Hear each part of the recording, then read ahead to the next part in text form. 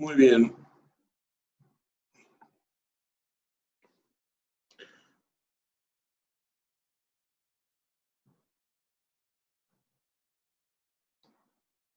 Bueno, vamos a seguir entonces con campo magnético, con magnetostática,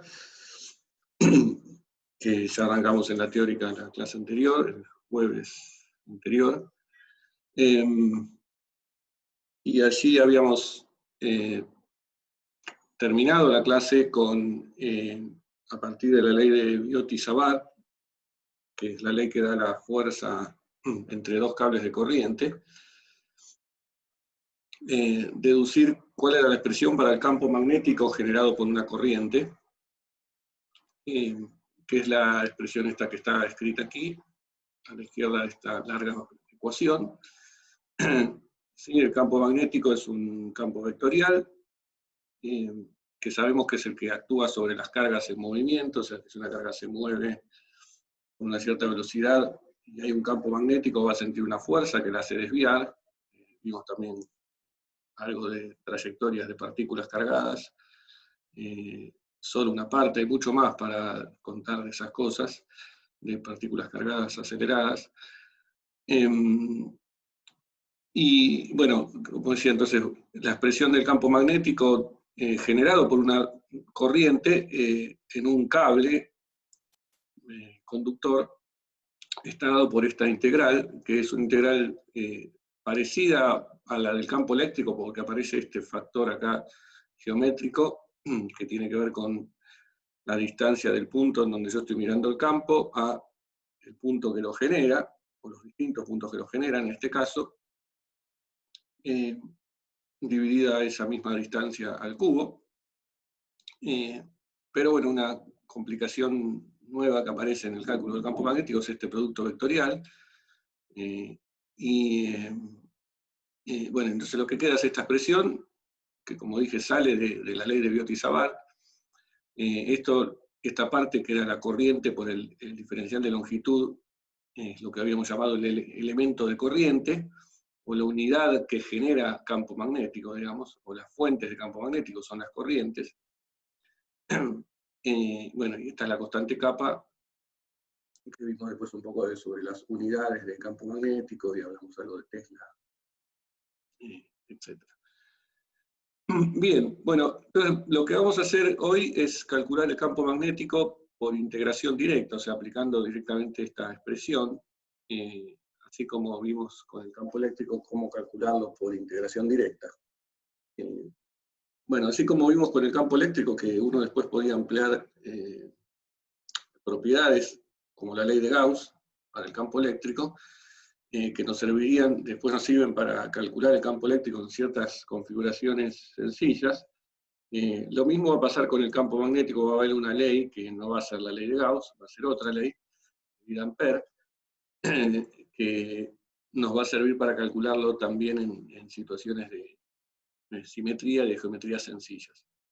Esa ley la vamos a dejar para la próxima clase. En la clase de hoy nos vamos a quedar con la parte de integración directa y algún ejemplito más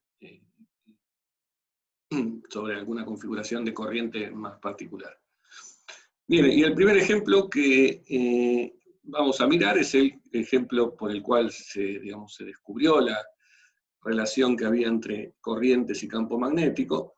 Eso lo vimos en la clase pasada, el descubrimiento de Ørsted, que una corriente genera un campo magnético que puede actuar sobre otra corriente, o sobre alguna carga en movimiento, o sobre un imán, o sobre una aguja imantada. El primer ejemplo es un cable infinito, infinitamente largo, por el que circula una corriente I, bueno, vamos a llamarla I', de nuevo usando esta notación de que las primas se refieren a las fuentes en donde yo voy a mirar, voy a integrar, digamos, para calcular los campos. Entonces, por este cable circula una corriente I'. Tenemos algún sistema de referencia en alguna parte, y queremos calcular el campo magnético generado por esta corriente I' en un punto P que está a una cierta distancia del cable. O sea, una distancia perpendicular del cable, está este punto P, y queremos calcular cuánto vale el campo magnético allí. Bien, este es un punto genérico, y uno ya de antemano puede predecir ciertas características del campo magnético que va a generar esta corriente,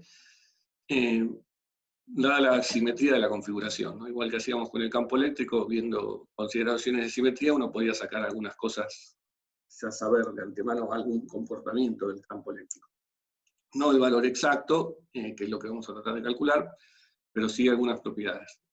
Bueno, y una de ellas, bastante obvia, es que el campo magnético no debería depender, o no va a depender, de si yo me muevo paralelo al cable.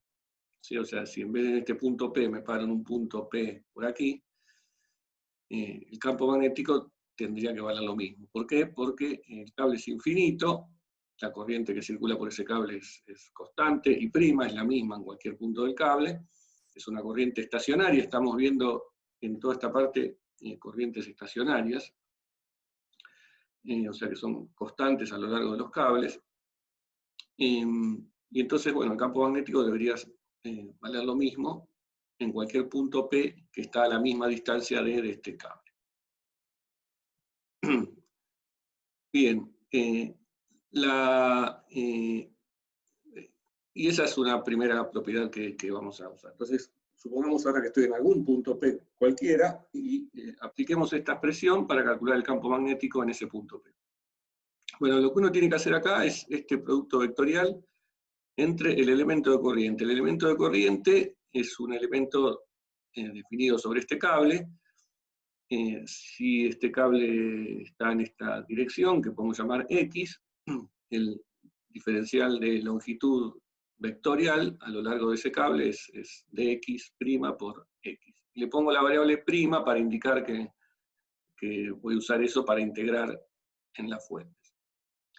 Entonces el elemento de corriente es un vectorcito que apunta en la dirección X, hacia allá.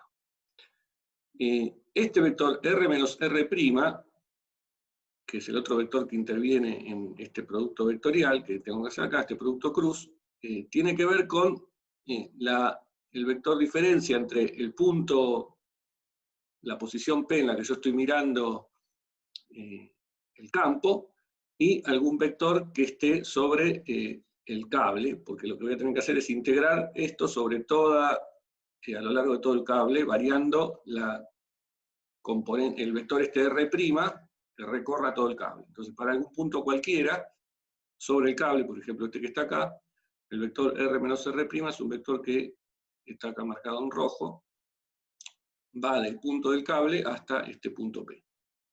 Si uno cuando integre, lo que tiene que hacer es ir moviendo el R' a lo largo del cable e integrando este producto vectorial como está aquí.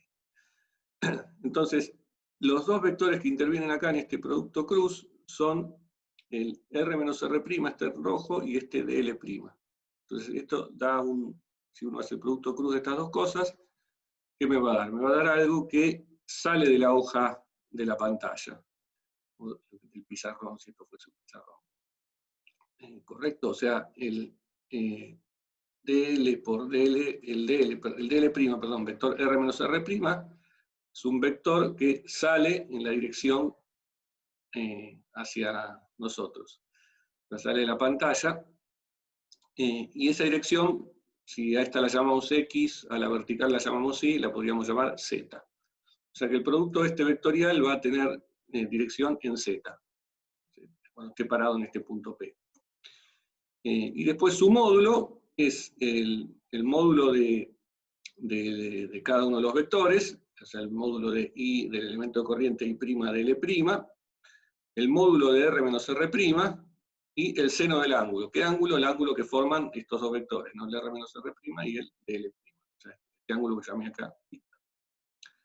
Entonces, lo que me queda arriba es el módulo de todos esos vectores. Acá está la corriente. La corriente, como es constante, la puedo sacar afuera de la integral que tengo que hacer, lo mismo que el kappa, constante magnética, esas dos cosas las saco afuera. Yo tengo acá la corriente por el L', por el módulo de R menos R', seno de tita, y el R menos R' al cubo dividiendo, que ese no lo toqué. Bien, resulta que si uno hace por geometría, este módulo de R menos R' por el seno de tita es exactamente esta distancia D. ¿Correcto? Porque el seno es cateto opuesto D sobre hipotenusa de R menos R', o sea que esto por el seno me da D. Y acá abajo me sigue quedando el módulo este de R menos R' al cubo. Bueno, este módulo ahora de R menos R' al cubo lo voy a reescribir como, es el módulo de este vector. Entonces eso lo voy a escribir como, que es la hipotenusa de este triangulito que tengo acá. Bueno, este triángulo lo voy a usar para escribirlo, la letra D, que ya la usé, D al cuadrado, o sea, el cateto este opuesto D al cuadrado, y esta longitud que va de este punto a este punto, la voy a llamar L'. ¿Sí? Entonces, si a esto lo llamo L', acá me faltó anotarlo en el dibujo, pero esta distancia la llamo L', este módulo de R menos R' al cubo lo escribo como D al cuadrado más L' al cuadrado, toda la 3 medios. ¿Sí? O sea, es el módulo que sería esto a la 1 medio, todo al cubo. Bueno, y esta dL' es la que después yo tengo que ir variando, esta L', perdón, esta cantidad de L' es la que tengo que ir variando para integrar. O sea, cuando integre, lo que en realidad estoy haciendo es moviéndome a lo largo del cable con el vector R', y lo que estoy cambiando entonces es, voy armando distintos triangulitos cada vez que tenga que hacer este producto cruz, y cada vez que tenga que calcular este factor geométrico, y lo que estoy variando entonces en el fondo es la distancia que va desde el punto que yo estoy mirando hasta el punto que está justo abajo del punto P. ¿Sí? O sea, geométricamente hago este cálculo de esta forma. Y todo eso lo tengo que integrar en la variable L'. Y bueno, la integral, ¿cómo la tengo que hacer? Bueno, como este es un cable infinito, los límites de la integración, que yo ya los había puesto acá, pero no lo había dicho, van a ir desde menos infinito a infinito. Entonces lo que tengo que hacer finalmente es esta integral para calcular el campo magnético en este punto P. Fíjense que el carácter vectorial está todo el tiempo, acá está en este z-versor, que salió del producto cruz, ¿no? El producto cruz este me dio en z-versor. Bueno, uno tiene que hacer esta integral, acá conviene hacer un cambio de variables. La integral es sobre la variable L' que está acá abajo. Acá arriba esta D es una constante, así que esta sale afuera de la integral. Pero bueno, conviene hacer este cambio de variables, llamar a seda, esta cantidad seda, esta variable seda como L' sobre D. El diferencial de seda es el diferencial de L' sobre D. Y haciendo ese cambio, lo que me queda es la integral, esta que está acá, integral definida entre menos infinito e infinito de 1 sobre 1 más z al cuadrado a la 3 medios. Esta integral se puede encontrar en tablas o en internet, en el integrator de Wolfram, y da 2. Con lo cual entonces el resultado final es que el campo magnético vale 2 veces kappa por la corriente, o sea, es proporcional a la corriente, dividida la distancia en z-versor. El kappa si recordamos que había una forma alternativa de utilizarlo, que era con el mu0, la permeabilidad magnética.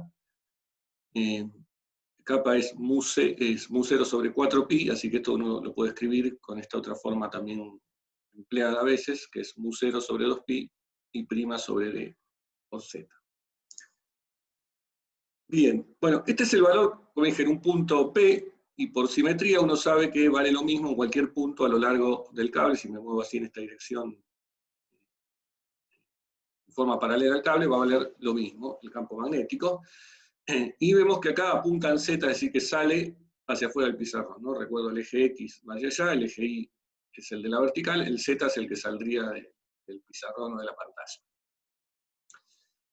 Yo lo hice para este punto, pero esto si es un cable físico que que estoy en el espacio de 3 dimensiones. Lo mismo, esa misma cuenta podría haberla repetido si yo giro alrededor del cable y me paro en algún punto, moviéndome en un ángulo phi, digamos, moviéndome a lo largo, alrededor del cable, repito la cuenta, va a pasar lo mismo, el campo entonces ahí me va a dar, lo que me va a dar es, si yo me paré, en este caso me paré en un punto que está apoyado sobre este plano, aquí sí, el campo me dio saliendo en Z, el campo magnético. Si me muevo, lo que me va a dar es un campo que va a ir girando, un campo magnético que va a ir girando alrededor del cable. ¿Sí? O lo que es lo mismo, también podría haberlo dicho de antemano, que por simetría, hay, además de la simetría que dijimos, de moverme, trasladándome paralelo al cable, también hay simetría en esta configuración si me muevo alrededor del cable. O sea, esta configuración de corrientes tiene simetría azimutal, ¿no? de giro alrededor del cable. Por lo tanto, el campo también va a valer lo mismo en cualquier punto girando alrededor de este cable. Y además, por cómo están estos productos vectoriales, como es este producto cruz que tengo que hacer acá, me puedo dar cuenta que el campo va a ir girando y va a ir siempre saliendo, digamos, de un plano que contenga el punto P y al cable. O sea que si yo voy moviendo el punto P alrededor del cable, ese plano va a ir girando también y el campo va a ir siempre saliendo de ese plano.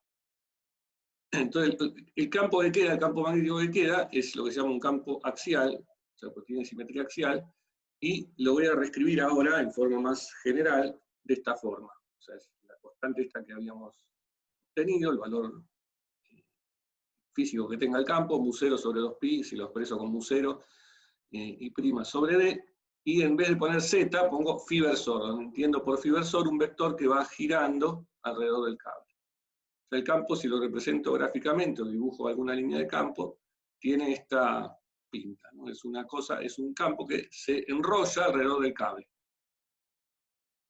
Fíjense que el campo este, y es otra cosa que sacamos de este resultado, que no era algo que podíamos prever, pero es el resultado que nos dio.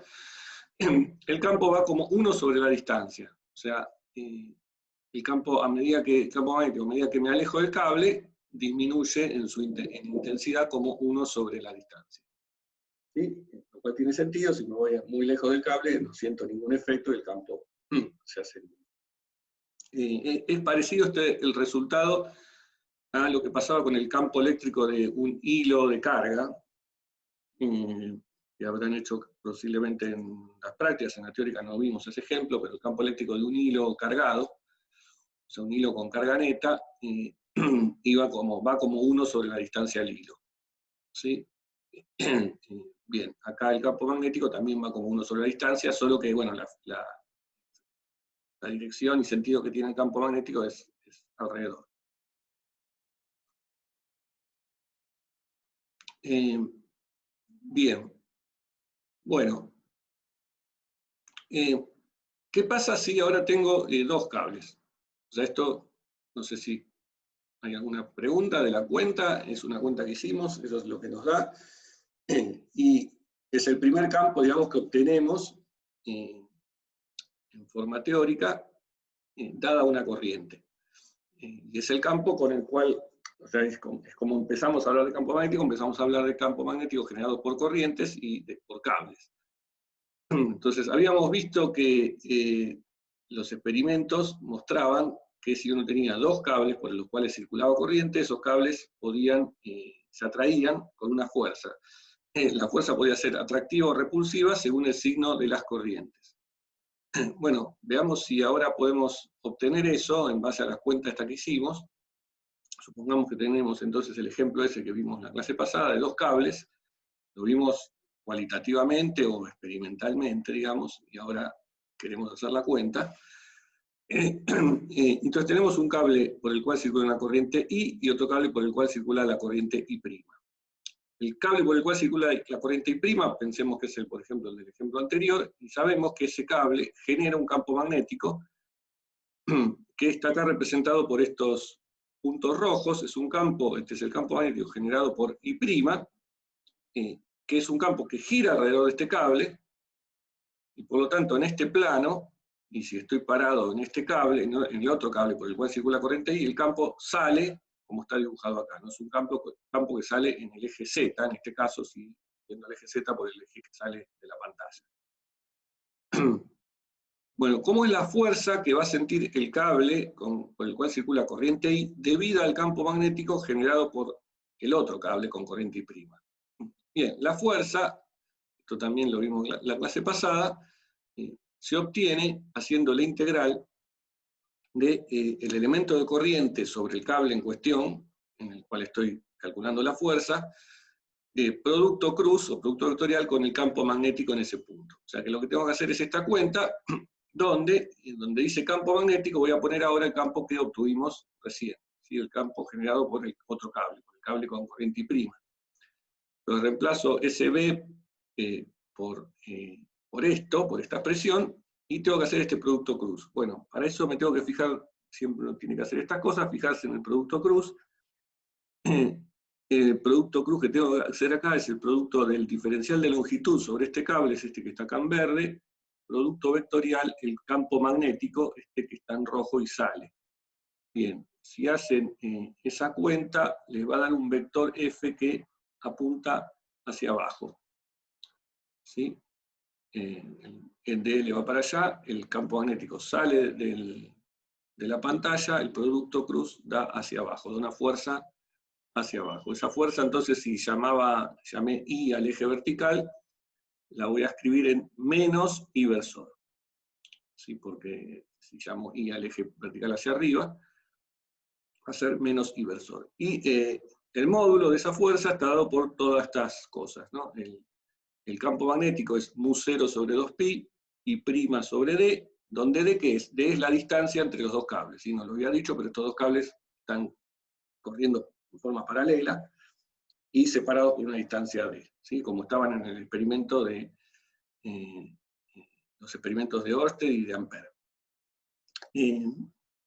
Entonces, lo que tengo que hacer es esta integral de todo este factor, que es una constante, donde intervienen, como se ve, las dos corrientes, la corriente I, por la cual estoy sintiendo la fuerza, y la corriente I' que me genera el campo magnético.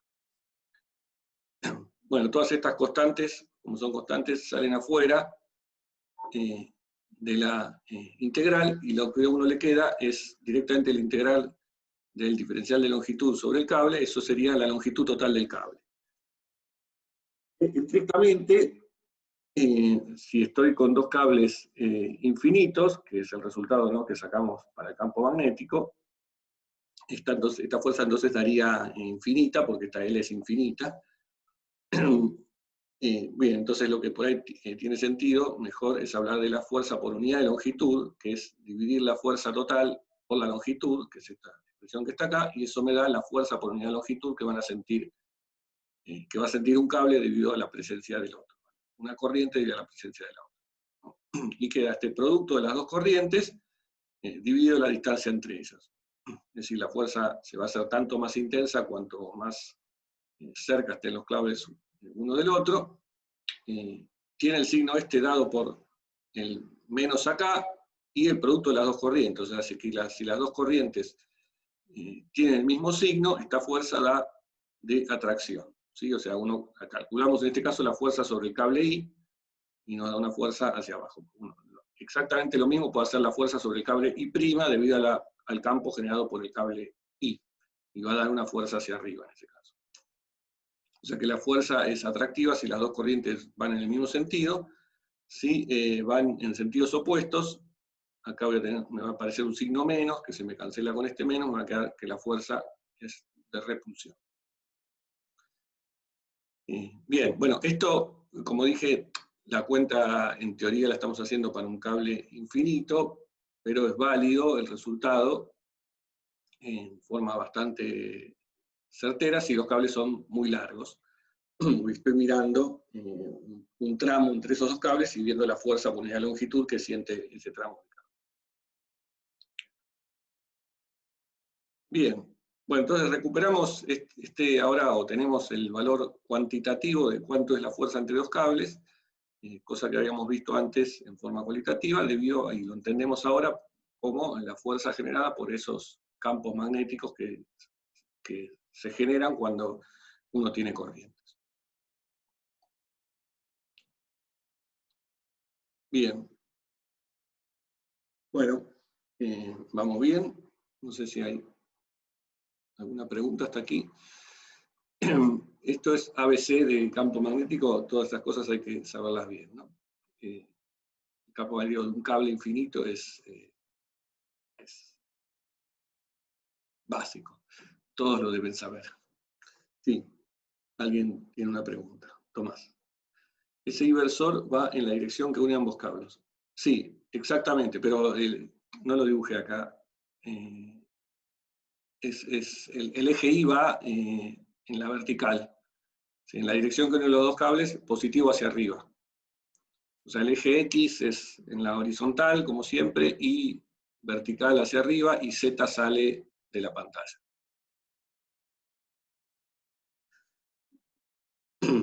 Sí, por eso el producto vectorial me dio con este signo menos acá. Con este sentido de corrientes, es así. Bien.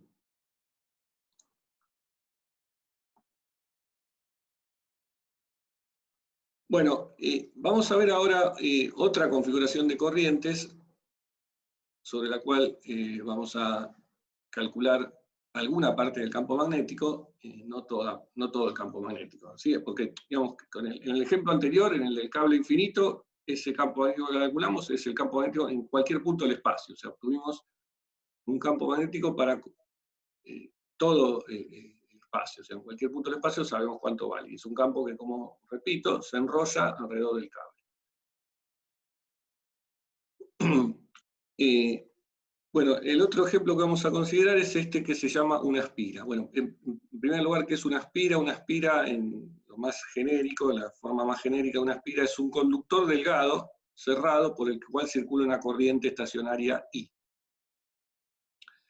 Un caso particular de eso, de un conductor delgado cerrado, es una aspira exactamente circular, como esta que está acá, dibujada acá. ¿Sí? Esto, créanme que es un círculo. Es una aspira circular, entonces, este es un conductor delgado cerrado, ¿sí? Un circuito por el cual circula esta corriente I.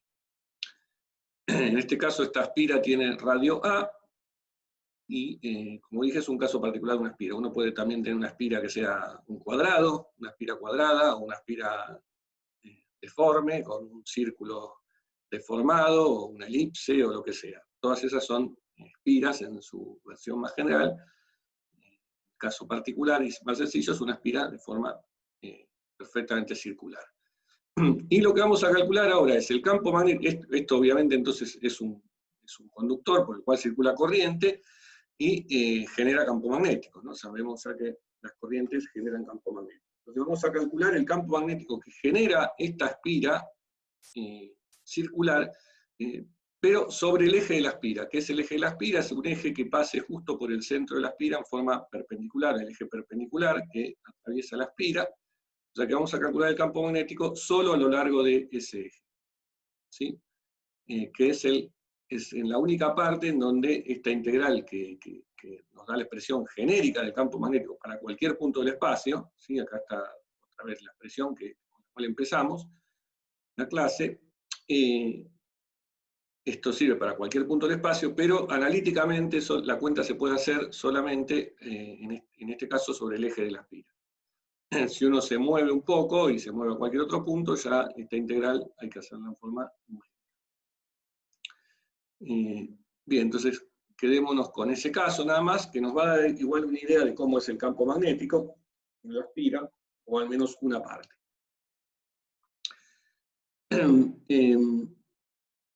Ya después, no en esta clase, pero en otra clase vamos a ver cómo es el campo magnético en general de cualquier distribución de corrientes cuando uno está muy alejado de la distribución de corrientes, y ahí entonces uno, con esa expresión aproximada, sí podría obtener el campo generado por una aspira para cualquier punto, pero siempre que esté alejado de la aspira.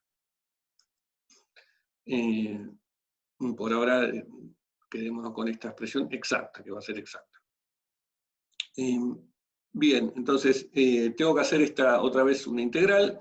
El elemento de corriente, ahora, ¿cómo es? Es un elemento de corriente definido sobre este conductor. El diferencial de longitud L' es un vectorcito que acá está en verde, no sé si se ve, que gira alrededor de la espira, o sea, va recorriendo la espira. Ese es el diferencial de L', sobre el cual voy a tener que hacer la integral del I a lo largo de este cable, ¿no? Todo este cable es el dL'. Y es la corriente, en vez de llamarla I', la llamé I, pero es lo mismo, ¿no? Para no dejar tantos primas. Estoy parado ahora en un punto P, acá arriba, sobre el eje, y entonces el vector que tengo que hacer que va desde el punto en el que estoy parado hasta un punto sobre la configuración de corrientes, sería R menos R', es un vector que está acá dibujado medio en rojo, es un vector que a medida que yo voy variando la R', que es la variable sobre la cual tengo que hacer la integral, eso me va marcando como un cono, ¿sí? El punto P está acá fijo en este caso, es el punto R que yo estoy mirando, y el R menos R', que es este vector, o sea, el vector diferencia que va desde el punto P al punto fuente, va a ir recorriendo este cono a medida que yo voy haciendo la integral. Entonces, supóngase que me paro en algún caso particular, que por ejemplo es este que está acá en el dibujo, que es justo sobre un punto acá del diámetro sobre la espira.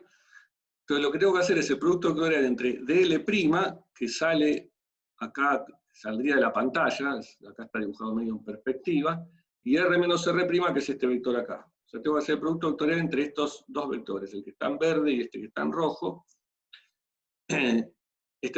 Eso es esto que está acá, esta cuenta que está acá. Bien. Bueno, la dirección de ese producto vectorial, cuando haga eso, haga el producto cruz de este con este, lo que me da es un vector que está marcado acá en naranja. ¿Sí? Es un vectorcito que está acá en naranja. Estos dos vectores, el dL' y el R menos R', forman siempre 90 grados. ¿Sí? Porque esto es como un cono que yo recorro cuando me voy moviendo con dL' y voy moviendo también el vector este R menos R'. Son dos vectores que están siempre en este conito que voy formando y que son perpendiculares entre sí. O sea que el producto cruz de ellos dos va a dar siempre saliendo con este ángulo acá. Este ángulo lo voy a llamar θ. Entonces este vector, que es el resultado del producto cruz de esos dos vectores, me apunta siempre saliendo de ese conito. Si lo traslado acá arriba, al punto este, lo dibujé acá de nuevo, es este vectorcito naranja que forma un ángulo θ con el eje Z. ¿Sí? Acá en el dibujo ya me aparece este B, pero esperen un poquito que ahora vemos por qué va a pasar ese B hacia acá. Pero digamos, lo primero que veo es que el producto de este cruz que tengo que hacer me va a dar un vector que forma un ángulo θ con el eje Z. Bien. El asunto es que yo voy a tener que hacer una integral ahora variando, moviéndome a lo largo de el círculo este, y lo que voy a tener que hacer es sumar vectores, estos vectorcitos que están acá está dibujado en naranja, circulando todo alrededor de la espira. Lo que va a pasar entonces es que cuando integres, o sea, cuando sume sobre todos esos vectorcitos, me va a pasar algo parecido a lo que nos pasaba con el campo eléctrico, el campo eléctrico generado por un plano infinito, que uno tenía que hacer una integral de el campo que iban generando cada partecita, digamos, de ese plano, y alguna componente del campo se compensaba. Bueno, acá pasa lo mismo. Cuando integre cuando haga esta integral para calcular el campo magnético total sobre este punto P, las componentes que sean en la dirección perpendicular al eje Z se van compensando se compensan, o sea, que el resultado neto es que la integral de todos estos vectorcitos que están en naranja me va a quedar solo en el eje Z. O sea, porque las componentes, o sea, por ejemplo, para este vectorcito que está acá en naranja, va a haber siempre un compañero del otro lado este del lado opuesto, que me va a dar un vector también que podría haber dibujado en naranja, que apunta en el lado opuesto y se compensa las dos componentes perpendiculares. Así que lo único que sobrevive cuando uno integre es la componente en z. ¿Sí? ¿Se entiende eso? Es un detalle técnico, pero hay que entenderlo para poder seguir la cuenta. Y para que la cuenta me quede más sencilla. Bien. Entonces yo eso lo voy a hacer, ya directamente lo voy a decir de antemano. Entonces voy a decir que la integral de todo esto, la única componente que me va a sobrevivir de esta integral es la componente z. Y lo pongo explícitamente acá con la componente z. ¿Y cuál es esa componente z? Bien, es hacer el producto, el producto vectorial S, como dije, me da este vector en naranja, o sea que es la componente en z de este vectorcito que está en naranja. ¿Sí? Entonces voy a tener que multiplicar el módulo de ese vector que está en naranja, acá llamé diferencial de B, digamos, esto es diferencial de B, lo llamé para decir que es una parte del campo magnético total B, ¿no? Y proyecto eso sobre el eje Z, o sea que tengo que hacer este producto, el módulo de este vector por el coseno de este ángulo, para sacar la componente en Z. ¿Y cuál es el módulo de este vector? Bueno, el módulo de este vector sale del módulo de este, que es I de L',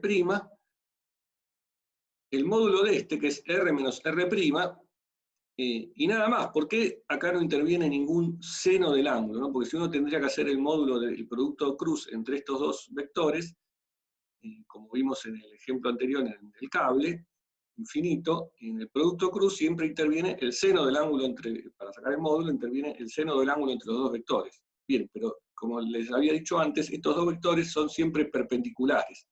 ¿Sí? ¿Qué vectores son? De nuevo son el dl', este que está en verde, y el r menos r' que está en rojo. Estos dos son perpendiculares siempre. Entonces el seno del ángulo que interviene ahí es el seno de 90, que es 1. O sea, ahí no hay ningún seno del ángulo. Entonces aparece un ángulo, pero tiene que ver con otra cosa, tiene que ver con la componente después que tenga que hacer para sumar y que me dé solamente la parte en z, que es este coseno de tita acá. Entonces todo eso está puesto en esta ecuación, en pasar de acá a acá, todo esto que dije hablando está escrito acá. Es el módulo de este vector, I de L', la I, que es una corriente que es estacionaria, que es constante, la saqué afuera de la integral, lo mismo que el kappa, dl', que es el módulo, R menos R', que es el módulo, dividido R menos R' al cubo, me queda R menos R' al cuadrado. Bueno, y esto me da, esto es la componente en Z del campo, que es la única componente que sobrevive cuando estoy parado sobre un punto P acá sobre el eje.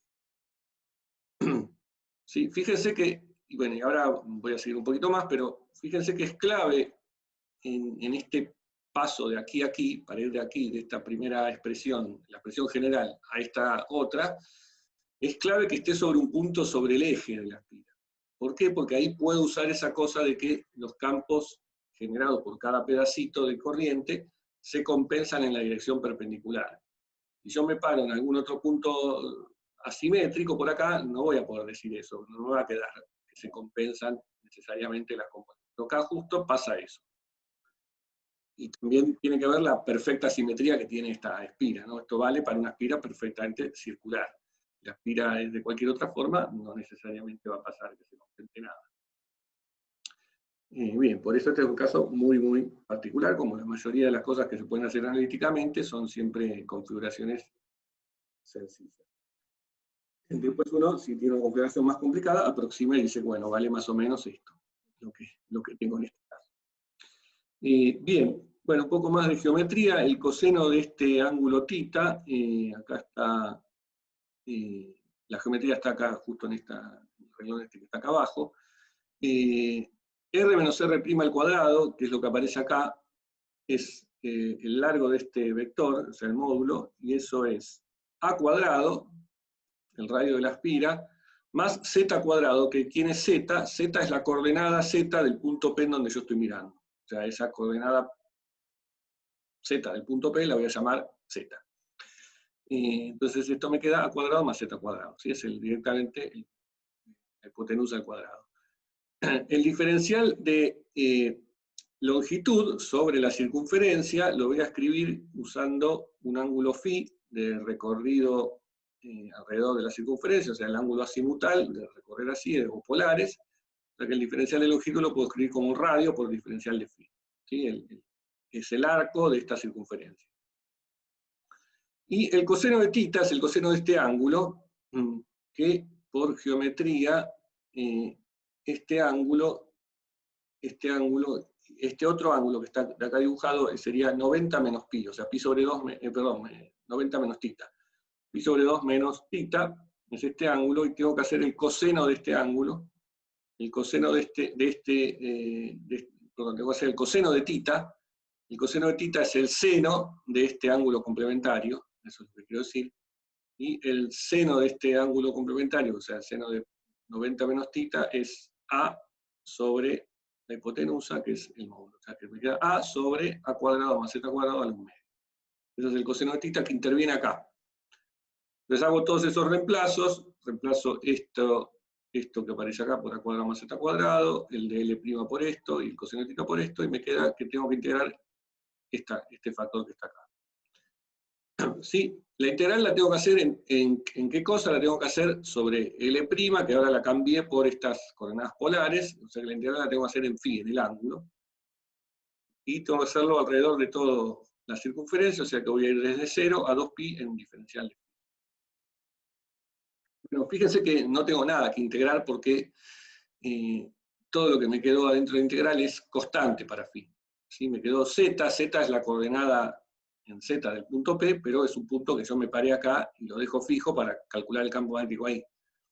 Si me paro en otro punto P, vuelvo a hacer toda esta cuenta, parándome en otro punto P, lo único que tengo que hacer es cambiar el z, pero la integral esta no interviene, no aparece el ángulo, entonces que me sale todo esto afuera de la integral, y me queda directamente esto por la integral entre 0 y 2pi de φ, que es 2pi.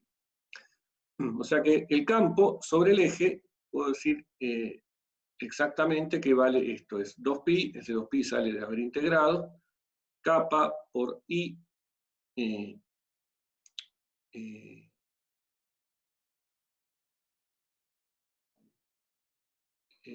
pasó acá?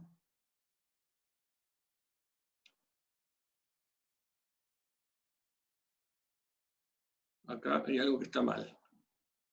Eso pasó. Pasó que escribí mal la fórmula. Es esto, ¿no? Es exactamente este valor. Es 2pi kappa por i a sobre a cuadrado más z cuadrado a la 3 medios. Parece que en la fórmula de arriba te faltó un a cuadrado. Ah, sí. Debe ser, sí, hay varios errores acá, ¿no?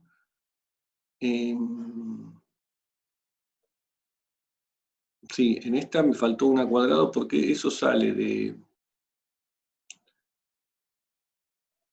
Claro, porque acá había un a de φ del diferencial de longitud y el coseno de tita tiene otro a. O sea que acá debería haber quedado a cuadrado. Sí, esta está mal.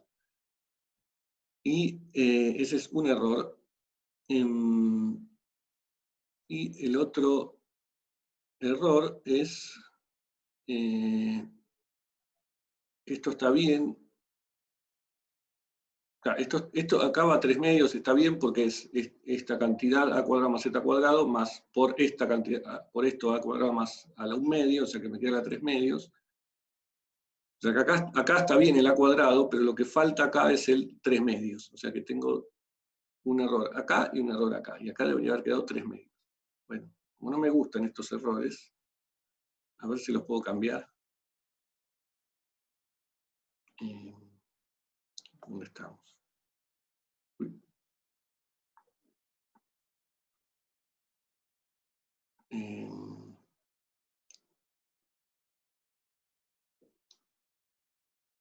Vamos a cambiarlos ahora.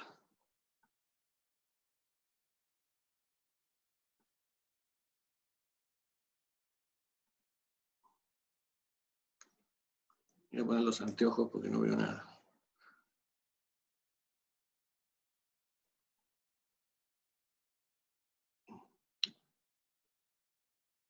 cambio y ustedes de paso descansan.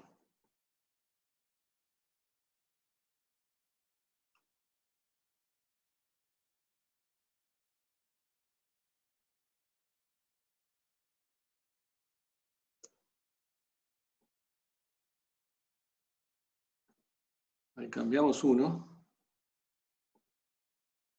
Y este. ¿Qué me falta acá? Falta el elevado a la 3 medios.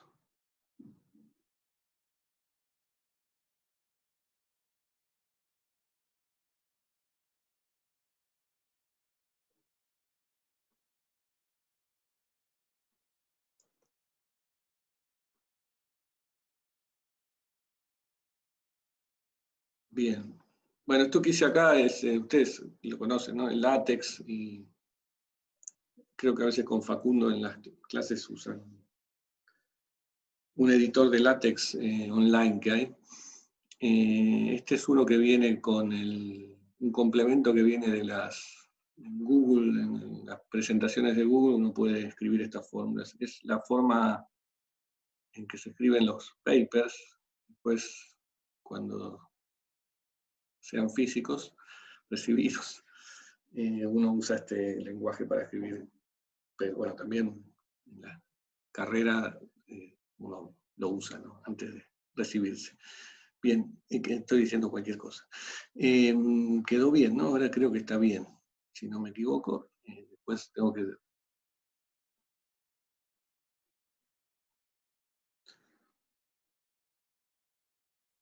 Bueno, veamos igual si lo que sigue también está bien.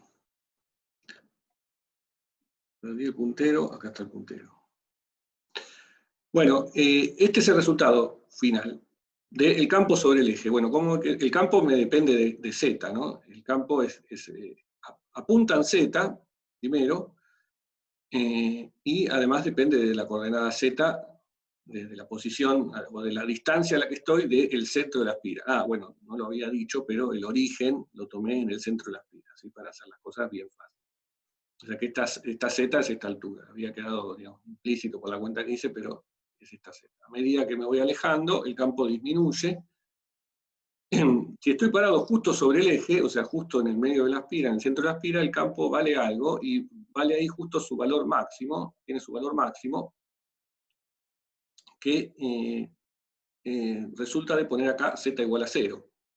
Y ese valor máximo es este valor que está acá, 2pi kappa por is dividido a.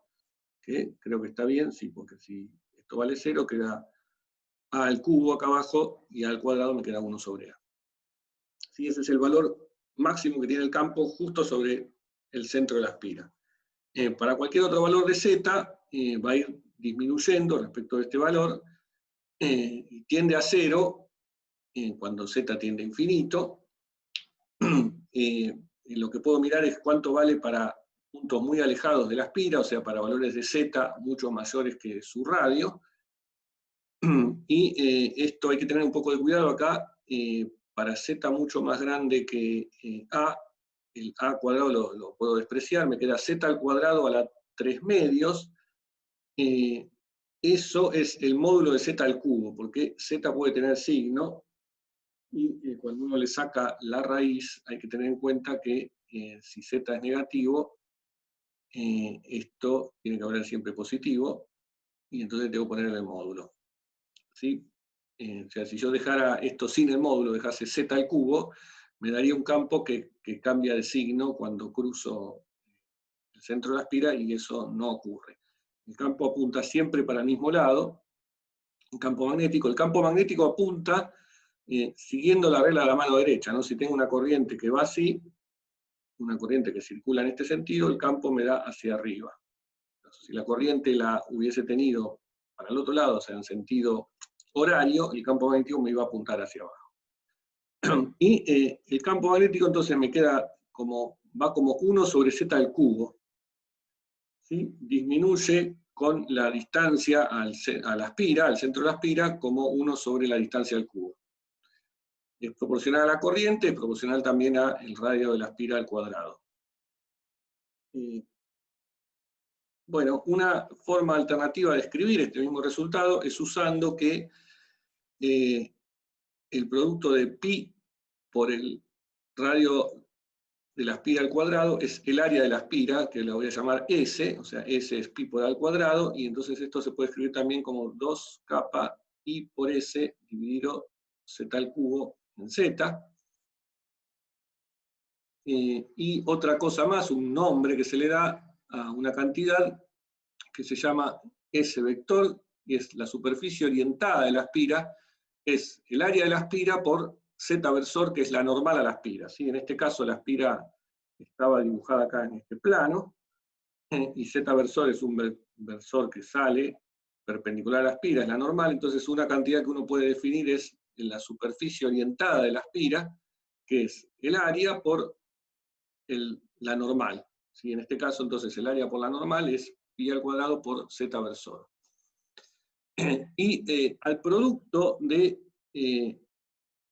corriente por área, y si le pongo el carácter vectorial, o sea, al área, o sea, defino la superficie orientada agregándole el Z versor, ¿sí? O sea, todo esto que está acá, I por S por Z versor, que sería con esta notación I por la superficie orientada, a esa cantidad se la llama M, con M chiquita, el momento magnético de la espira. ¿Sí? Que vamos a ver que este nombre no es caprichoso, esto tiene que ver, este nombre de momento, si se acuerdan cuando vimos campo eléctrico generado por una distribución de cargas, cuando uno la miraba desde muy lejos, lo que hablamos era de los momentos de la distribución de carga. El primer momento era el momento monopolar, que tenía que ver con la carga neta. El segundo momento era el dipolo, el momento de orden 1, y después si uno seguía, el momento de orden 2 era el cuadrupolo.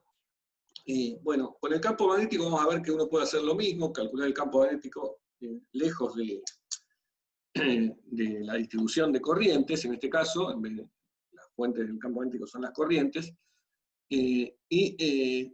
van a aparecer los momentos magnéticos de la misma forma que aparecían el momento dipolar. ¿Sí? Y una cantidad que va a aparecer es una cantidad similar a esta cantidad que está acá definida, solo que en este caso esto sería para el caso particular de una espira. O sea, vamos a obtener una expresión más general para cualquier distribución de corrientes. En el caso particular de la espira va a tener esta forma. Bueno, y fíjense que todo es consistente, está relacionado con todo, porque lo que nos queda entonces para el campo en el eje de la espira, esta expresión que teníamos acá, si usamos estos nombres, ¿sí? Simplemente ahora estoy definiendo cosas, nombres, llamando cosas a estas variables que tengo acá, lo que me queda es 2 kappa por m, ese momento magnético, dividido z al cubo. Que si lo miran un poco, acá ya en la transparencia está anticipado esto, la tenía que haber hecho por partes, no lo hice, nos hace acordar a qué cosa. Es exactamente la misma presión que teníamos para el campo eléctrico de un dipolo.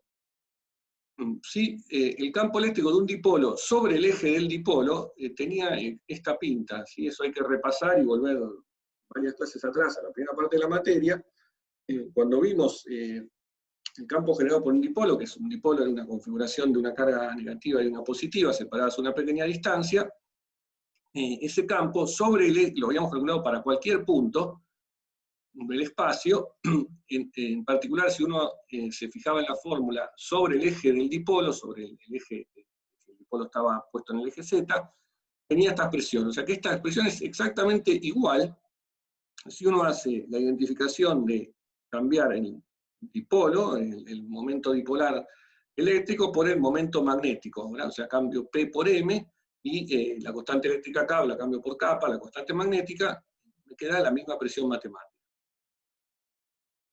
Es decir, que el campo magnético generado por esta espira, ¿no? Recordemos que es lo que estamos calculando, es una espirita por la cual circula corriente y giró el campo magnético sobre el eje. El campo magnético ese me va a quedar igual al campo de un dipolo.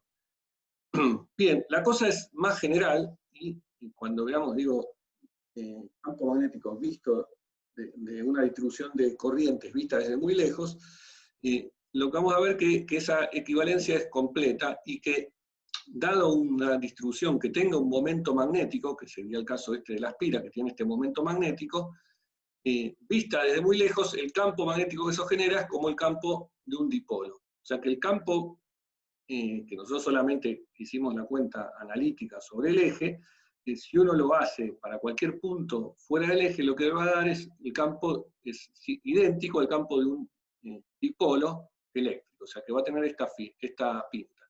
Y se acuerdan que habíamos visto el campo de un dipolo, si acá donde dice M tengo P, nos daba estos lóbulos, y habíamos hecho el dibujo, les había mostrado. Bueno, para la espira esta, que está representada acá por este circulito, que tiene un momento magnético que sale perpendicular a la espira, el campo magnético que da sobre el eje es este que calculamos exactamente, y fuera del eje lo que da tiene esta pinta. ¿Sí? Este es el resultado que también uno podría haber hecho si hacía los cálculos del campo magnético en forma numérica, o sea, haciendo las integrales numéricas para cualquier punto, y los va dibujando punto a punto, o sea, da eso a algún graficador, por ejemplo, el programa del graficador, lo que da es un campo magnético de esta pinta. Sí que este campo es similar al campo magnético de la Tierra. Sí, la Tierra, si yo dibujase acá una esfera, el campo magnético generado por el interior de la Tierra tiene esta forma también. ¿Sí? Lo habíamos visto en la clase pasada, empezamos a ver, calculo que en la clase siguiente vamos a ver un poquito más sobre el campo magnético terrestre, pero tiene esta forma también. O sea que la Tierra actúa como un gran momento magnético, como una espira o como un dipolo magnético. ¿Sí? Porque también vamos a ver que este campo, digamos, que acabamos de ver ahora, que es idéntico al campo de un dipolo eléctrico, esto va a ocurrir siempre en cualquier distribución de corrientes. Cuando uno mide la distribución de corrientes desde muy lejos, en primera aproximación, ese campo magnético va a ser el campo de un dipolo. Bueno, lo mismo, esa equivalencia esa similitud con el campo magnético terrestre, que tiene esta forma en primera aproximación, ¿no? Si uno después mira más en detalle es más complicado, pero en primera aproximación tiene esta forma. Es lo mismo que pasa también en el campo de un imán. Un imán, que es una barra con propiedades magnéticas, los imanes tienen momento magnético a lo largo de la dirección del imán, si el imán fuese una barra, y generan campos magnéticos que tienen esta forma. Así que es el experimento ese que aparece a veces en los libros escolares, de tomar una barra de imán y tirarle pedacitos de limaduras de hierro y ver cómo las limaduras de hierro van tomando esta forma de acuerdo a la forma del campo magnético. Bien, bueno, un detalle sobre el campo magnético de la Tierra, del cual siempre me gusta hablar. El campo magnético de la Tierra, el dipolo en este momento, está orientado al revés de lo que está en este dibujo, ¿sí? Como habíamos visto la clase pasada, el polo norte magnético de la Tierra está hacia el sur, digamos, en la Antártida, y entonces el dibujo para el de la Tierra sería al revés. Las líneas entran acá y salen acá.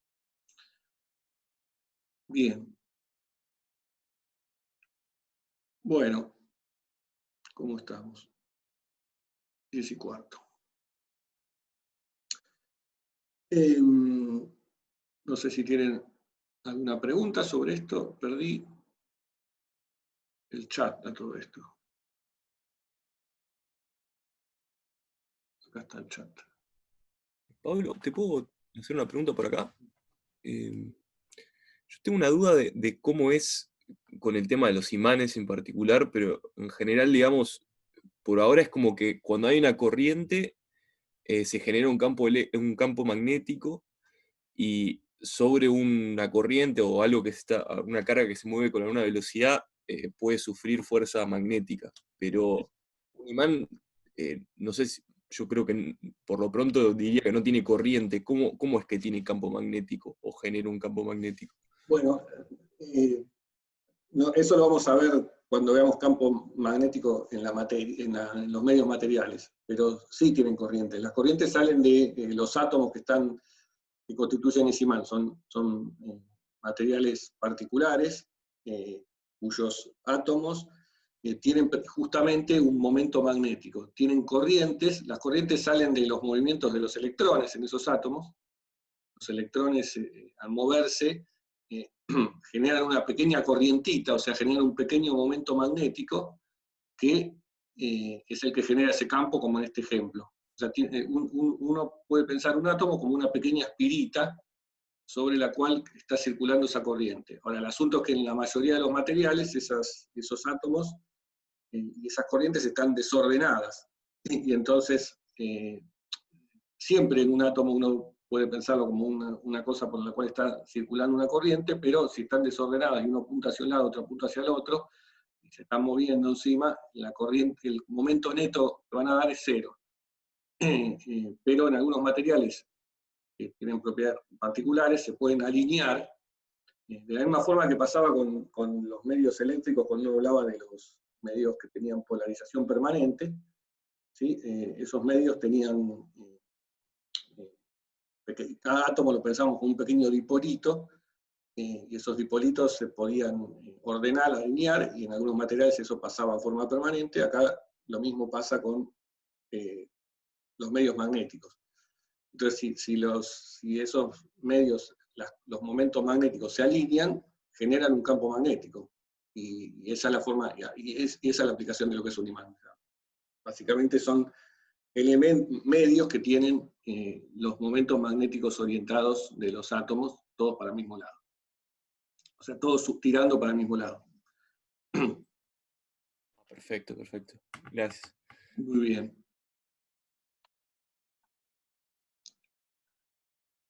Bueno, entonces la idea un poco es que la espira, esta que acabamos de ver, el campo magnético generado por una espira, es como, la podemos pensar como la unidad de...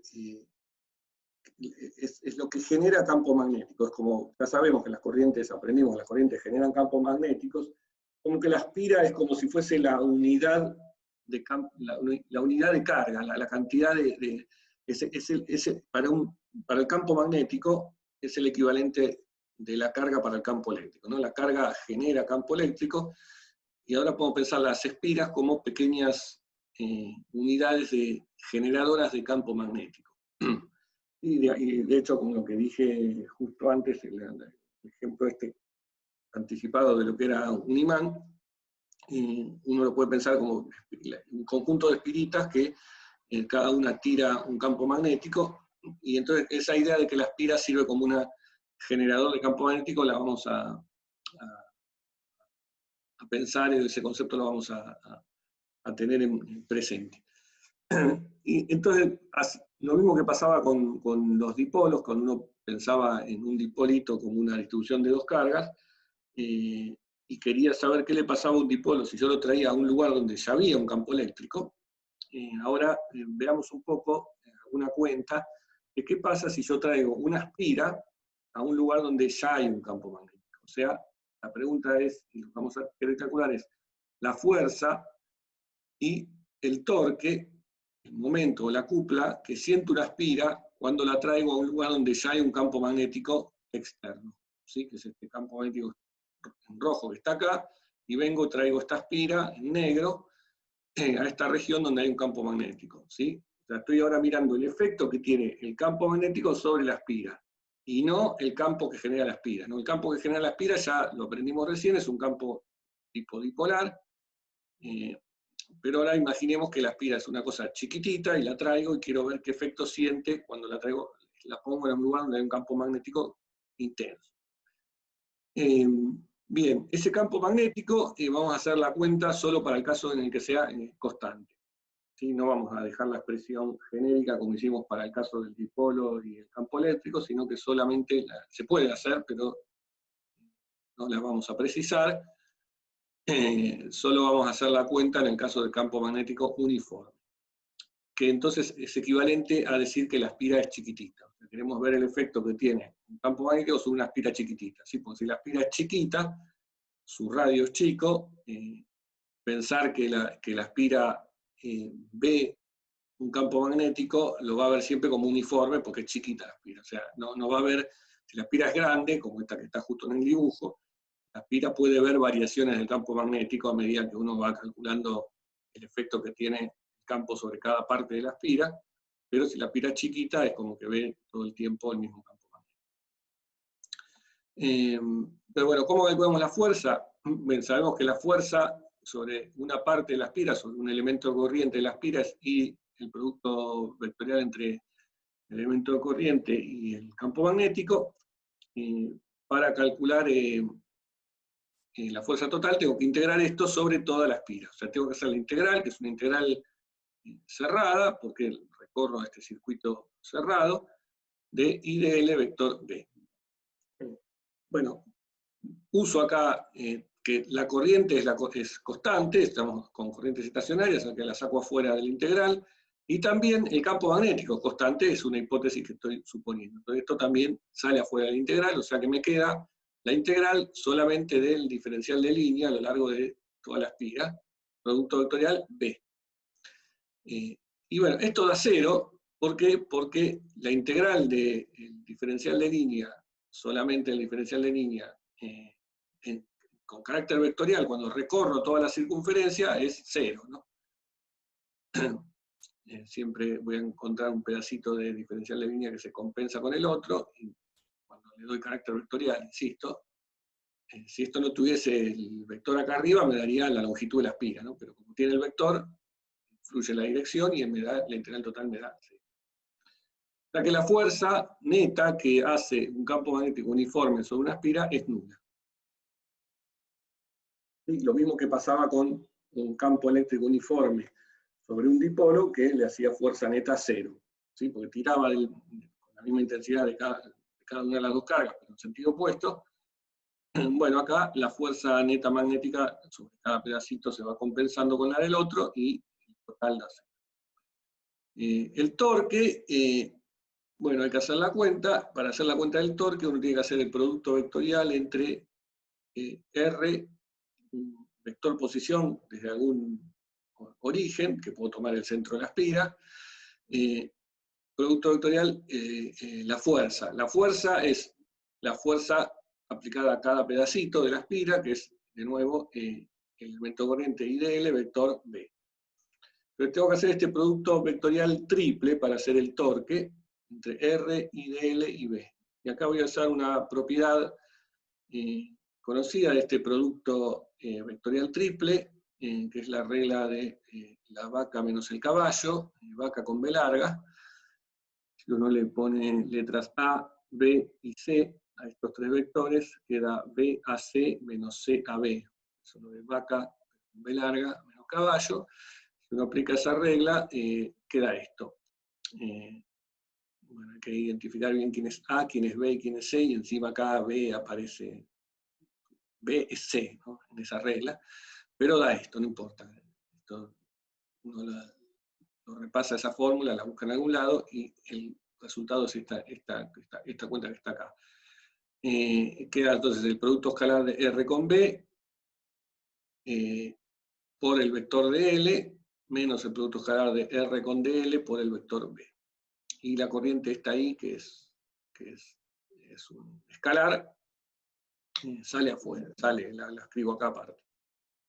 Entonces el torque me queda la integral de esta presión, que me quedan dos integrales. Y analicemos cada una integral, ¿no? A veces, como otras veces ha pasado, uno tenía una única integral de este producto, o sea, lo que había que haber hecho para calcular el torque es la integral de este producto triple, un producto vectorial triple, y en vez de una sola integral terminé con dos, pero seguramente una se irá. Bueno, veamos qué pasa.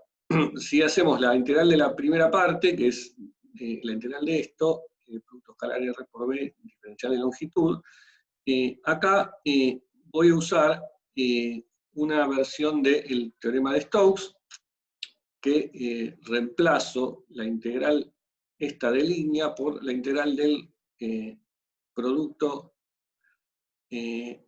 vectorial del diferencial de superficie, producto vectorial, el gradiente de esta cosa, ¿sí? Esta es una versión del teorema de Stokes, no exactamente como uno lo ve Mate 3, es una variante que se puede demostrar, no lo voy a hacer, pero es corolario de ese teorema. Lo voy a usar nada más y voy a decir que esto es válido. Es matemática de hacer un cambio acá de integrales. Esta S es una superficie apoyada en C, ¿sí? Es una superficie que podría ser la superficie que llena la circunferencia, o sea, es una superficie encerrada por C, ¿no? Es una superficie que es abierta a la superficie porque es una superficie que tiene un solo lado, ¿no? Está apoyada sobre la espiga. Bien, acá entonces hay que hacer esta cuenta. Resulta que si uno hace esta cuenta, el gradiente de R por B, como B es uniforme, si eso lo vuelvo a usar en esta cuenta, me queda directamente B. O sea, el gradiente de R por B me va a dar B. O sea que acá la primera parte, la primera integral que aparece acá es la integral de ds vector B. Y por ahora lo dejo así. La otra integral que tengo que hacer es la integral de esta parte, R por dl, multiplicada por el vector B. Este B lo voy a sacar afuera de la integral porque B es uniforme, así que lo saco afuera, me queda B por la integral de R por dl. Y acá sí uso el teorema de Stokes en la forma conocida, que es, como esta es una integral de línea, de R por dl, me queda el rotor, la integral del rotor, de la cantidad que está multiplicando a dl, que es R, rotor de R, producto escalar diferencial de superficie, donde esta S de nuevo es una superficie apoyada en C, o encerrada por C. Y resulta que esta integral da 0, ¿por qué? Porque el rotor de R da 0. ¿Sí? El campo vectorial dado por la posición, por el vector posición, es un campo irrotacional. ¿Sí? Basta hacer la cuenta de cuánto vale el rotor de esto y van a ver que se cumple.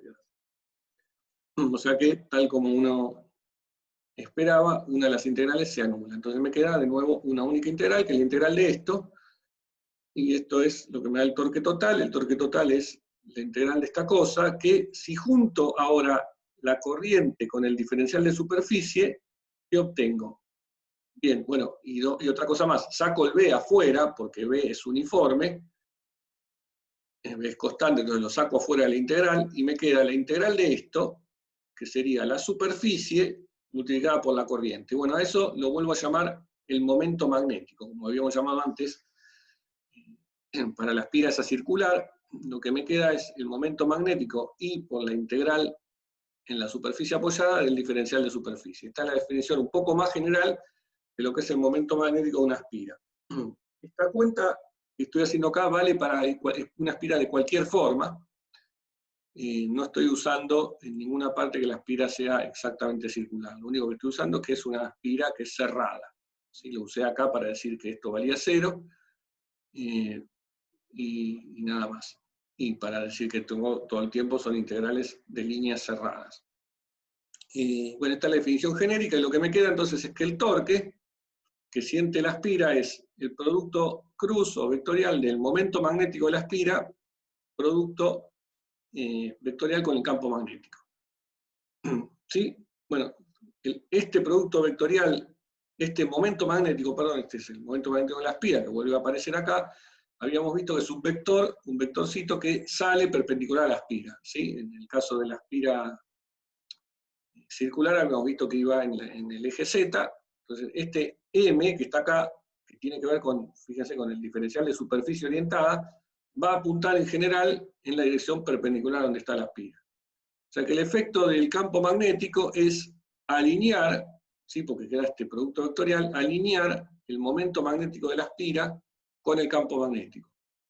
Y esto es parecido a lo que pasaba con un dipolo en un campo eléctrico, que el efecto del campo eléctrico era alinearme el dipolo, alinear el dipolo a lo largo del campo magnético. Acá lo que me produce el campo magnético es alinearme el momento magnético a lo largo de ese campo magnético.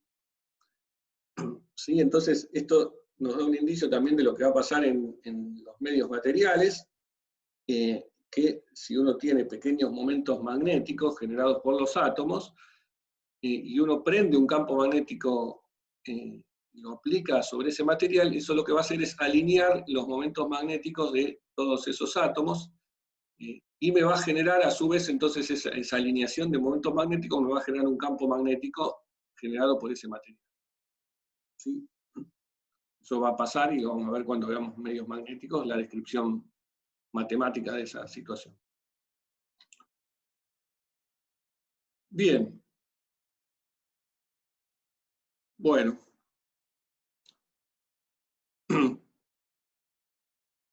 Bueno, hasta aquí entonces estas cosas de las espiras. En resumen, lo que hicimos hoy fue calcular el campo magnético de un cable infinito, obtener la presión exacta, valor cuantitativo de cuánto es, también el campo magnético de una espira sobre el eje de la espira, y algunas propiedades de las espiras, como estas que estamos contando ahora, sobre la fuerza y el torque, y esta cantidad que se llama el momento magnético. Bien, bueno, acá vamos a, entonces lo que sigue, y lo que resta de la clase, vamos a ver una primera propiedad del campo magnético. ¿Sí? Al igual que con el campo eléctrico, que tenía ciertas propiedades, una de las cuales importantes era la ley de Gauss, que nos servía para calcular después el campo eléctrico en algunas configuraciones sencillas. Bien, el campo magnético también tiene sus propiedades que salen de la construcción del campo magnético, vamos a ver las dos más importantes de esas propiedades. En lo que resta de la clase vamos a ver una primera propiedad, y en la clase siguiente vamos a ver la otra. Bueno, esta primera propiedad del campo magnético tiene que ver con el flujo del campo magnético. El flujo de campo magnético lo definimos en forma similar al flujo del campo eléctrico. Si tengo una superficie cualquiera S, cuyo diferencial de superficie orientada tiene que ver con la normal a la superficie, aquí dibujado, y tengo un campo magnético en el espacio que atraviesa parte de esa superficie, defino el flujo magnético a través de la superficie S como la integral de superficie del producto escalar del campo magnético por el diferencial de superficie orientada. ¿Sí? Este es el flujo, y lo indicamos con esta letra phi, griega mayúscula, sub B. Bueno, y la primera propiedad importante que tiene el campo magnético es que si la superficie esta es cerrada, o sea, dibujo ahora una superficie cerrada, por ejemplo, una esfera o cualquier cosa, una papa, la superficie cerrada, la propiedad experimental que se observa es que el flujo de campo magnético a través de una superficie cerrada es siempre cero. ¿Sí? Es una diferencia importante que hay con el campo eléctrico, que si recordamos, para el campo eléctrico, la integral, el flujo del campo eléctrico sobre una superficie cerrada, ¿qué nos daba? Nos daba la carga encerrada, esa es la ley de Gauss. Bueno, la ley de Gauss, equivalente para el campo magnético, el flujo del campo magnético a través de una superficie cerrada, nos da que la expresión de la ley de Gauss para el campo magnético sería que eso vale siempre cero. Es decir, que no hay tal cosa como carga magnética encerrada. Lo cual es el hecho, constituye el hecho experimental de que nunca se observaron cargas magnéticas aisladas. Así como habíamos visto apenas empezamos a hablar de campo magnético, yo siempre dijimos que la polaridad magnética venía siempre de a pares. Uno tenía un imán o algo que tenía un polo norte, o una piedra imantada, que tenía un polo norte y un polo sur. Y si cortaba la piedra, iba a seguir estando un polo norte y un polo sur. O sea, no hay cargas magnéticas aisladas, y eso se expresa diciendo que el flujo de campo magnético o la carga magnética encerrada va a ser siempre cero. Pero lo puedo tomar esto como un hecho experimental, y lo es. El experimento es que cualquier campo magnético que uno genere por alguna corriente, va a cumplir esta propiedad. Y es algo, como dije, que se comprueba experimentalmente para cualquier configuración que uno tenga de campo magnético. Nadie ha podido encontrar ningún campo magnético hasta ahora cuyo flujo a través de una superficie cerrada de cero. Perdón, de distinto de cero. Bien, bueno, veamos algunos nombres o propiedades que salen de esta ley que dije que es experimental, o este resultado experimental. Bueno, una cosa que uno puede ver, acá tengo una superficie cerrada, que es esta especie de papa, y supongamos que esta superficie la divido en dos superficies, una superficie S1 y una superficie S2, que son las dos mitades, digamos, de esta superficie que encierra todo este volumen. Esta S1 y esta S2 ahora son superficies abiertas, cada una, y que comparten esta cara común, ¿no? Pero si yo tomo la superficie total formada por la unión de las dos superficies, sé que la integral del campo magnético a través de toda esa superficie cerrada tiene que ser 0, y ahora la integral del campo magnético en toda la superficie la voy a separar, el integral sobre la parte de la superficie que llamé S1, y la parte de la superficie que llamé S2, donde acá interviene la normal a la superficie S, la normal externa. Esta normal es una normal externa siempre. Acá Bruno pregunta, en el dibujo de arriba a la izquierda, la flecha verde que está más a la izquierda, ¿para qué lado apunta? Sí, perdón, está confuso porque la había dibujado mal primero. La normal n, que estoy mirando ahora justamente en esta parte del cálculo, es la normal externa a la superficie. O sea, cuando uno define el flujo a través de una superficie cerrada, interviene siempre la normal exterior. O sea que la n apunta hacia afuera. Yo ahora voy a llamar a una n1, que tiene que ver con la normal a la superficie S1, que del lado de la superficie S1 sea coincidente con n. O sea que la normal a la superficie S1, que la llamamos n1, coincida con n. Y eso me va a dar, cuando calcule el flujo sobre esa parte, el flujo de campo magnético que va de izquierda a derecha. Si eso es esa parte que está acá. O sea, la integral la dividí sobre la superficie total, la dividí en la integral sobre la superficie S1 y la integral sobre la superficie S2. Con n la normal externa, siempre. A S. Bueno, ahora, para el lado que tiene que ver la superficie C1, la llamé N1, ¿sí? Que coincide con N. Del lado de la superficie C2, también voy a calcular el flujo que va de izquierda a derecha, y ahí entonces la normal que voy a llamar N2, que es esta flecha que en verde que apunta para acá, apunta hacia el lado opuesto de N. O sea, la flecha esta, N2, apunta hacia la derecha, más o menos, en este dibujo, que es opuesta a la normal externa. La que esta N2, como es menos n, la parte esta del integral, que era con más n, me va a quedar un menos, y este menos lo saqué afuera del integral. ¿Sí? ¿Se entiende? O sea que, como a esta n2 la llamé n2 a la normal que va de izquierda a derecha, esa n2 es menos n, o sea que si yo tenía que hacer la integral de esta más la de esta, me queda la integral de esta menos la de esta. ¿Por qué hago eso? Bueno, porque de esta forma entonces defino esta parte de la integral sobre S1, lo defino como el flujo saliente de la superficie, el flujo que sale de esta parte de la superficie, y la otra, la integral sobre la superficie S2, lo llamo el flujo entrante, que es el flujo que entra a la superficie, al volumen este que está encerrado por S. O sea, tengo un flujo que entra de un lado y el flujo que entra del otro. Y todo lo que estoy diciendo es que, como el flujo total es 0, interpreto eso diciendo que el flujo que entra es igual al flujo que sale, ¿no? Y eso es lo que me da acá. Es una forma de volver a decir que la integral que el flujo de campo magnético sobre cualquier superficie cerrada da 0, es decir, que el flujo que entra a una parte de la superficie tiene que ser el mismo que el flujo que sale por la otra parte. O sea que podría hablar de que el flujo magnético se conserva, ¿sí? Vale lo mismo a la entrada que a la salida. Y de hecho uno puede construir, supóngase que uno tiene un campo magnético y dibuja las líneas de campo como están acá dibujadas en rojo, y uno puede armar una cosa que se llama un tubo de flujo magnético, formado por las líneas de campo magnético, englobándolas, haciendo como supóngase que uno tiene como unos fideos espagueti, tiene un manojo de fideos, se arma un tubo de flujo con las paredes laterales de ese tubo formadas por líneas de campo.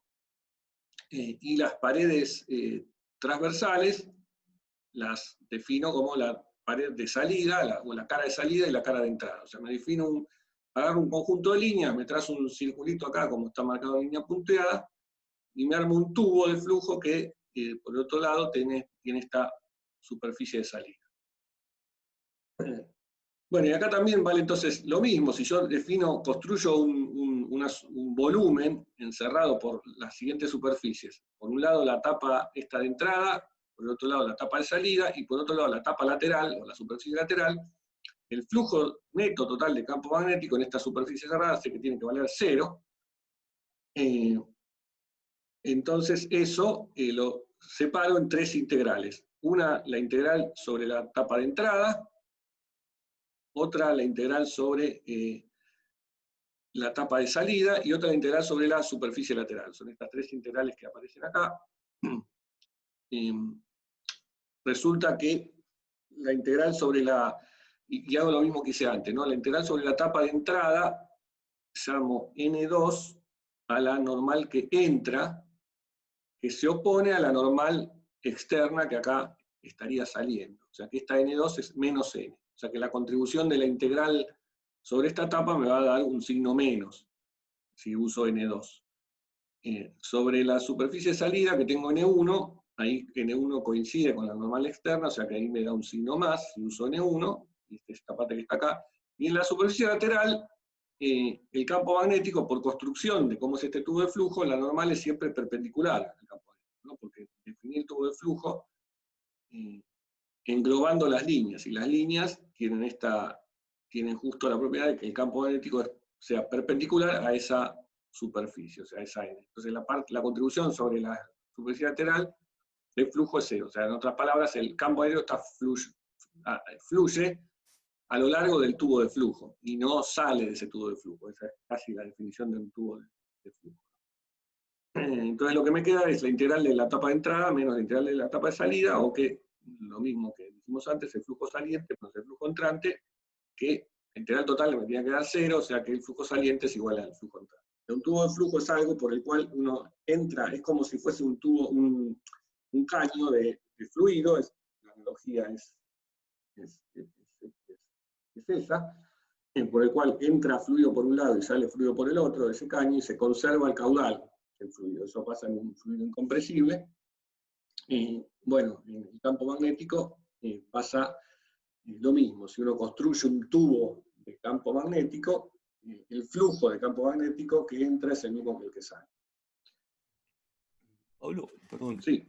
Te pregunto, o sea, si ahí vos tuvieses, ponerle entre comillas, una carga adentro, algo que está haciendo como una fuente de campo, no podrías hacer ese tubo.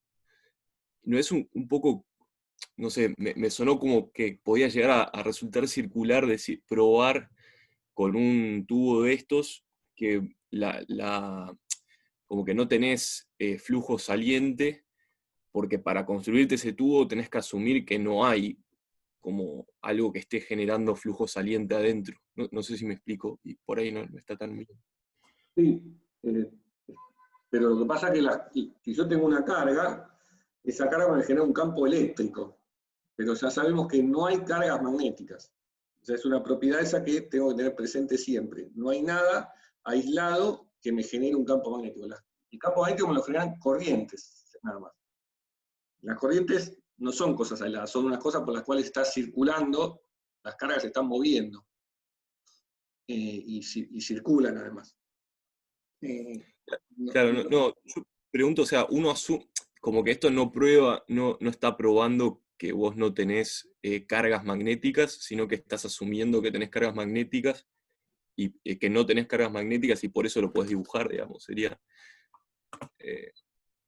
a eso iba mi pregunta. Lo que prueba que yo no tengo cargas magnéticas es que cualquier campo magnético que yo tenga experimentalmente, que yo me construya, que ya aprendí que los campos magnéticos los construyo con corrientes o con imanes, si yo tomo un volumen cualquiera en el espacio y calculo el flujo de campo magnético a través de ese volumen, me va a dar siempre 0. Entonces, es como que el equivalente, si lo pienso por la ley de Gauss del campo eléctrico, que decía, el flujo del campo eléctrico me daba la carga encerrada. En el caso del campo magnético, la carga encerrada va a dar siempre 0. Eso es lo que me dice que no hay ninguna situación en donde uno tenga flujo encerrado, y por lo tanto no hay un equivalente de carga magnética. Después, una vez que ya sé eso, yo ya sé entonces que si tengo un tubo de flujo, va a pasar esto que dije acá.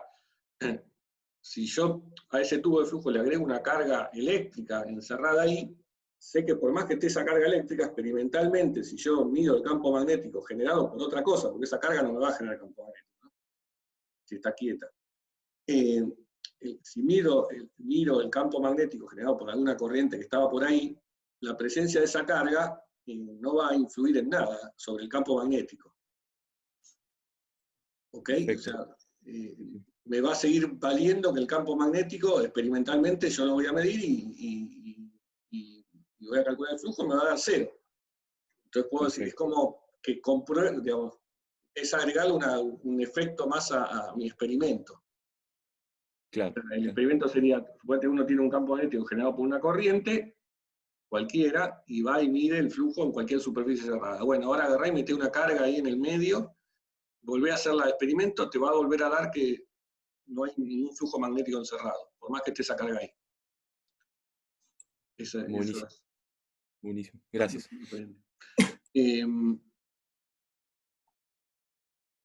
Bien, bueno, ahora igual, porque uno de alguna forma, a nosotros como físicos siempre nos pasa que cuando nos dicen algo es experimental, no nos quedamos del todo conformes.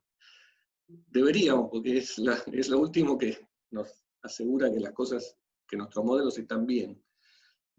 Pero para la parte matemática que uno lleva adentro dice, no, pero quiero que alguien me lo demuestre. Así como nosotros demostramos el teorema de Gauss, ¿no? Cuando vimos el campo eléctrico, de alguna forma vimos una demostración más o menos decente, matemática, de que eso era cierto, ¿no? De que la integral del flujo del campo eléctrico daba la carga encerrada.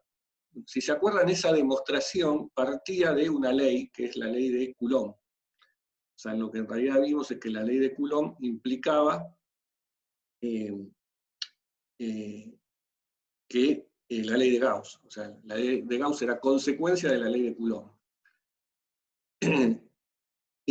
Bueno, vamos a ver que para el campo magnético eso también se puede hacer. Vamos a hacer alguna cuenta medio indirecta que es equivalente, a partir de la ley de Biot y Savart. Pero esa demostración que nosotros estamos diciendo que vale a partir de la ley de Biot y Savart, nos deja felices y tranquilos, porque decimos, la ley de Biot y Savart es la que me da el campo magnético, y veo que a partir de esa ley puedo demostrar que el flujo de campo magnético da siempre 0, a través de una superficie cerrada. Eso es más general que esa demostración. O sea, la ley de Biot y Savart vale solamente cuando las corrientes son estacionarias. Si las corrientes dejan de ser estacionarias, ya no es cierta la forma de la ley de Biot y Savart, pero sin embargo sigue valiendo la ley de flujo de campo magnético. Igual que lo que pasaba con el campo eléctrico, que yo les dije que la ley de Gauss, el campo eléctrico, valía también en casos en que las cosas dependían del tiempo, lo mismo pasa para esta ley de campo magnético. Entonces es más fuerte decir que experimentalmente se cumple siempre, y siempre incluye también el caso donde las cosas dependan del tiempo, que la demostración, digamos, matemáticas solo aplicando la ley de Biot y Savart. Pero bueno, eso digo, me anticipé un poquito algo que voy a decir en un par de minutos, ¿no? Si tengo tiempo. Bueno, algo bien también de matemática relacionado con la ley de Gauss para el campo magnético, así la podemos llamar. Si uno sabe que el flujo de campo magnético vale siempre 0 para una superficie cerrada, se aplica el teorema de la divergencia, cambio la integral de superficie por la integral de la divergencia del campo magnético, integrado a un volumen. Ahora el volumen es el volumen encerrado por la superficie, y esto sabemos que vale 0 para cualquier volumen encerrado por una superficie cerrada S. Como esto vale 0 para cualquier volumen, la conclusión es que lo que está dentro del integrando tiene que valer 0 siempre. O sea que decir que el flujo de campo magnético sobre cualquier superficie cerrada es cero, equivale a decir que la divergencia del campo magnético vale cero.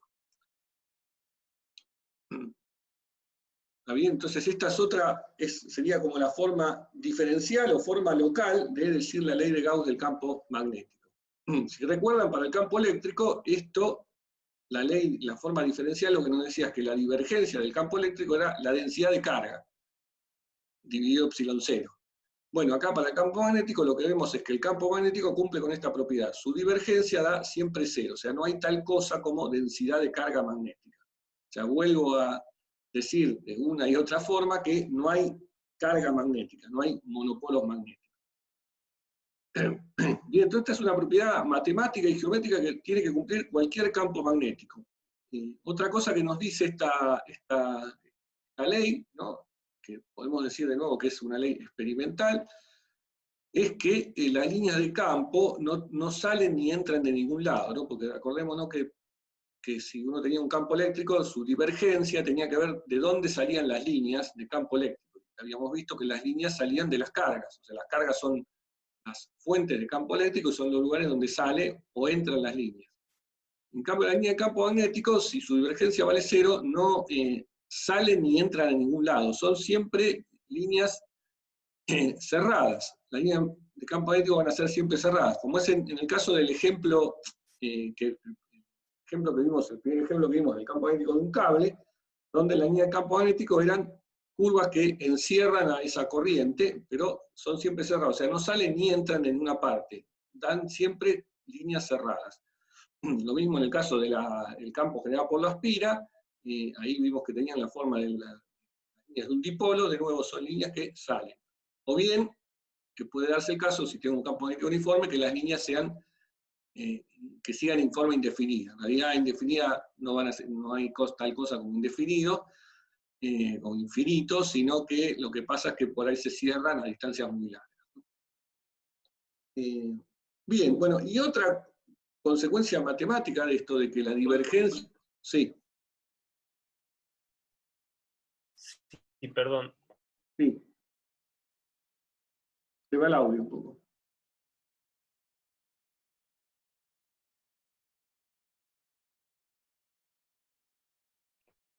Pensé en esto porque Andrea... que digas algo.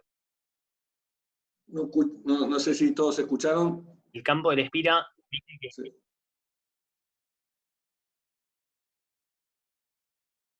Sí, capaz que si lo podés escribir, porque no se te escucha bien.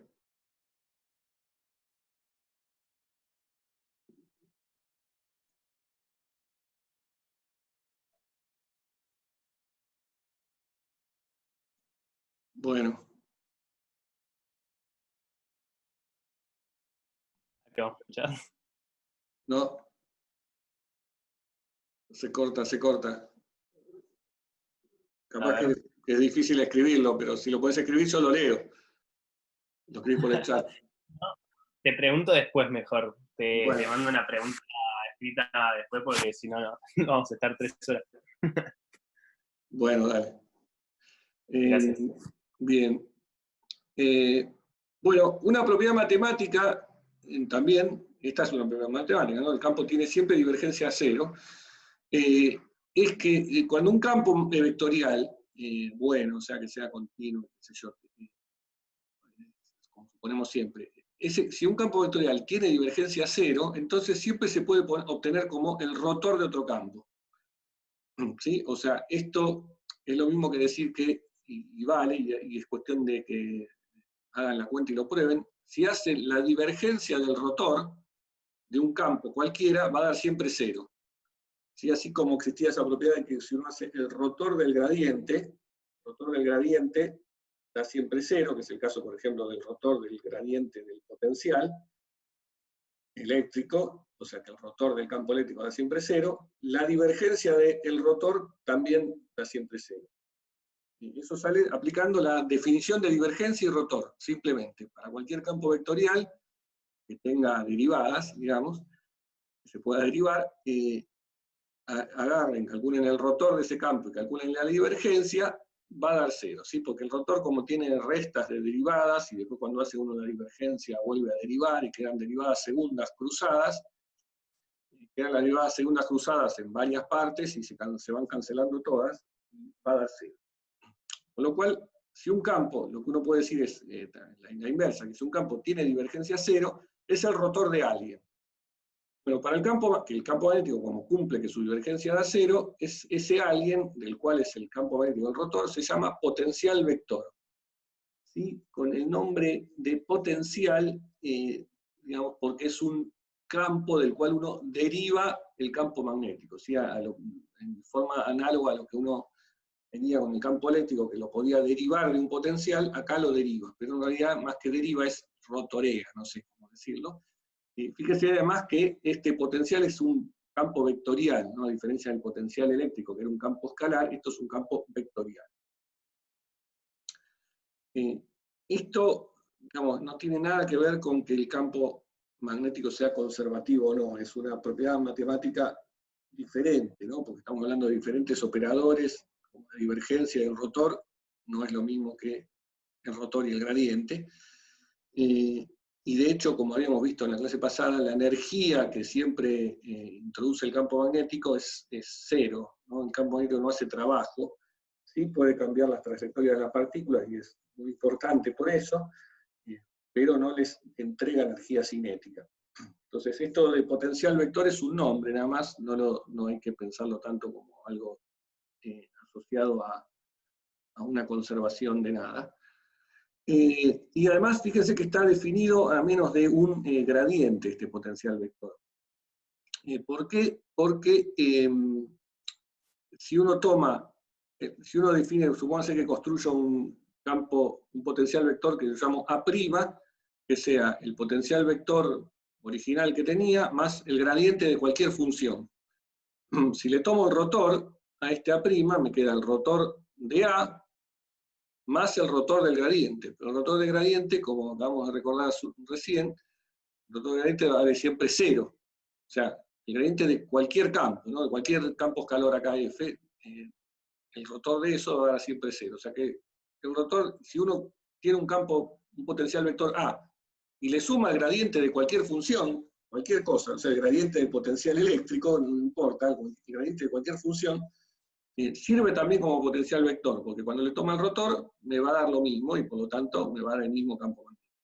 Bueno, hay como una libertad ahí asociada a la construcción de diferentes potenciales vectores, que se llama libertad de gauge, o de medida, que nada, tiene algunas implicancias en electromagnetismo, pero que acá para nosotros es una curiosidad.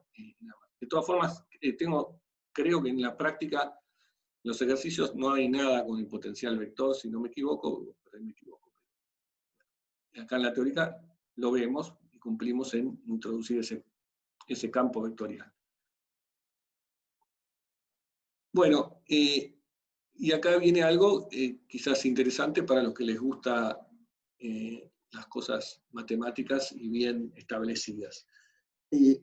Resulta que para el caso del campo magnético en magnetostática, que habíamos obtenido la expresión exacta de cuánto valía dada una corriente a través de Biot y Savart, uno puede construir cuánto vale ese potencial vector, y tiene esta expresión que está escrita acá. O sea, el potencial vector para una corriente estacionaria, circulando sobre algún cable, alguna espira, pensemos en una espira, y por eso acá tengo la integral cerrada, el potencial vector tiene esta forma, es una integral vectorial de este diferencial de L', son las fuentes, es el lugar por donde circula la corriente, dividido el módulo de la distancia al punto que estoy mirando, menos el punto de integración. ¿Cómo pruebo que esto es cierto? Bueno, igual que vimos para el potencial eléctrico, que yo propuse una fórmula para el potencial eléctrico y dije, bueno, tomemos el gradiente y veamos qué da el campo eléctrico. Bueno, acá propongo esta forma para el potencial vector y tomémosle el rotor. Hagamos esta cuenta, lo voy a hacer un poco rápido porque ya se está acabando el tiempo de la clase, pero fíjense que si yo tomo el rotor de A, ¿qué me queda? El rotor lo tengo que hacer sobre las variables de A, que son R, la posición R. Entonces, el rotor actúa sobre la variable R, lo puedo meter adentro del integral, porque la integral la estoy haciendo sobre la variable R'. Y ese es un detalle importante. Entonces, bueno, hago el rotor de eso. La corriente, como estoy en corrientes estacionarias y constantes, no, la ignoro para el rotor, la dejo como una constante, lo mismo que capa. Me queda el rotor de esto, de L' dividido R menos R'.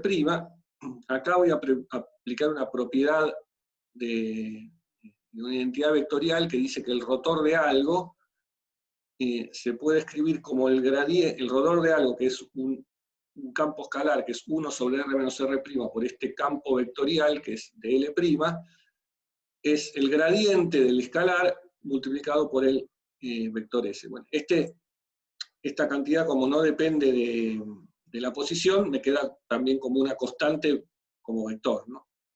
Entonces la propiedad es que el rotor de esto es el gradiente de este 1 sobre R menos R', vector de L'. Producto vectorial con el del'. Y resulta que el gradiente de esta cantidad es algo que conocíamos de la parte electrostática. ¿Sí? Esto es como si fuese el potencial de una carga unitaria, cuyo gradiente es el campo eléctrico, que es R menos R' dividido R menos R' al cubo. Bueno, acordémonos que si el gradiente lo hacía sobre las variables primadas, me quedaba un signo menos. Si lo hacía sobre las variables R, que es lo que tengo que hacer acá, estoy haciendo el rotor sobre las variables R, y me queda signo más. O sea, me queda R menos R', R menos R' al cubo de L. Bueno, perdón, me equivoqué justo en el signo acá. El gradiente sobre las variables R' me daba con signo más. El gradiente sobre las variables R me daba un signo menos. O sea que acá tendría que haber quedado un signo menos. Pero la segunda cosa que hice fue, como tengo acá el producto vectorial, cambié el orden del producto vectorial, pasé el de L' del otro lado, y el menos se me convierte en más, y por eso me da esta expresión. ¿Okay? O sea que el gradiente sobre las variables R me da menos R menos R' sobre R menos R' al cubo, que producto vectorial con dL', lo cambio el orden del producto vectorial, me queda dL' vector eso.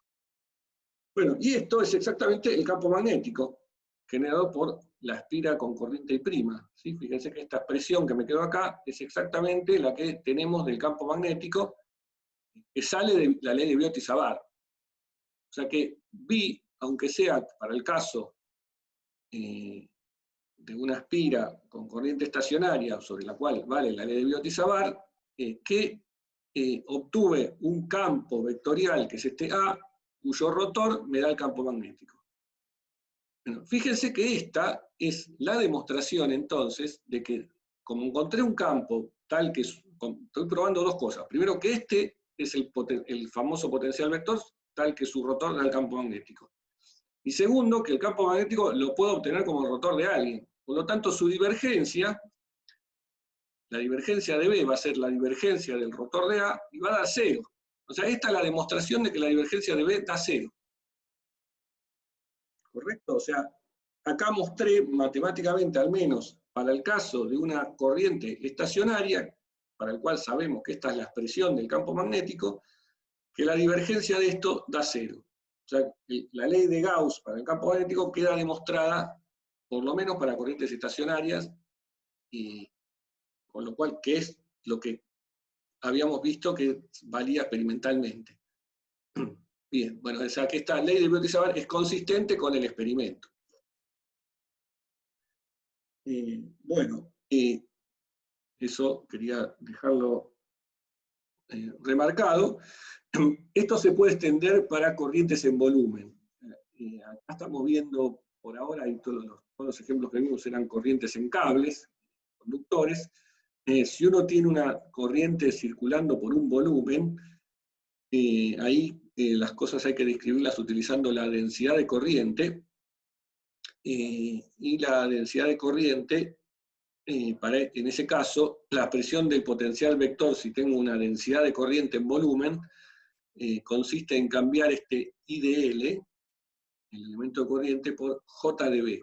Y esto lo habíamos visto en la clase anterior, que era equivalente a hablar en un cable del elemento de corriente, dando esta presión con IDL' que con JDB'. Y entonces, para el caso de corrientes en volumen, se usa esta expresión, donde la J es la densidad de corriente, que puede depender de la posición en que estoy mirando para hacer la integral.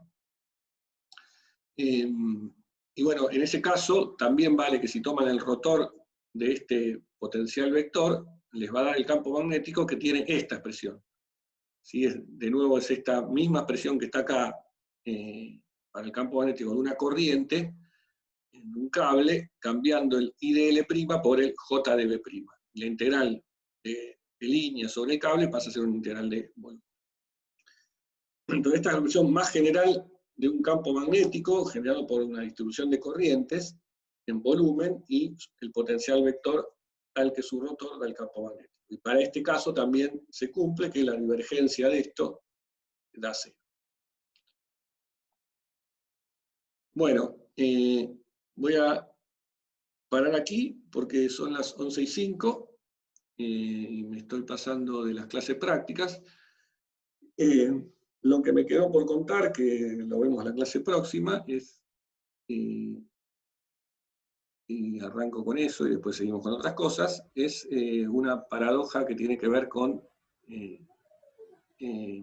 la descripción de los campos de una cosa que tiene que ver con invocar relatividad especial, pero como es bastante interesante, prefiero darle más tiempo y no hacerlo ahora rápido. Y cortamos acá. Bueno. Bueno. Hola, ¿qué tal? ¿Tanto tiempo? Sí, todo bien. Todo bien. Voy a que paro la...